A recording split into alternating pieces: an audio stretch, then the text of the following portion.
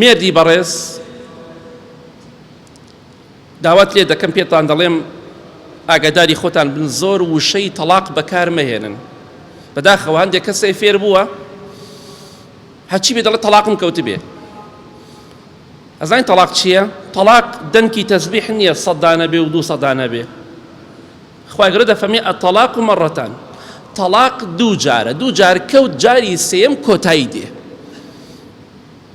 جاری سێم کۆتایی دێ، بۆیە بە دەنگی تەسبیح لە تەلاق تێمەگە. تەلاق شتێکی کەمە، دوو جارە، جاری سێم ژنەکەت سوێن بەخوا چەنێ ژنی ئەو خەڵکەوە نەژنی تۆیە، کۆتایی پێ دێت. جارێ ئەڵێ فڵان شت کە تەلاق مەکەوێت تەلاقێکەوێت، جاری دووەم تەلاقی کەوت، جاری سێم چاکبوونەوەی نییە. ئاگاداری و خاڵە بە.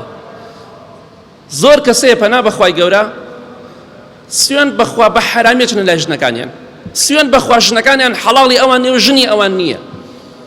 بەداخەوە زۆر کارە ساتێک گەورەیە، خێزانت کۆتایی پێ هاتووە، حەڵاڵی تۆ نییە، خێزانی تۆ نیە، تۆ لەگەڵ یا دەخەویت.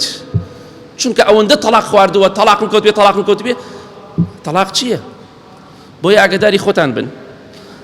تەلاق شتێکی ترسناکە، دوو جار تەواو. خوا دەفەرمێ لە قورئاندا ئەیتۆ تۆ هەبڵێ خوا غەفور و ڕەحیم، ئەو خوایە کە تۆ دەڵێ غەفور و ڕەحیمە هەر ئەو خوایە کە من پێ دەڵێم قورئانی دابەزاندووە. الطلاق مرتان، ئەوەی عەربی بزانێت تێدەگا، جاری سێم کۆتایی دێت.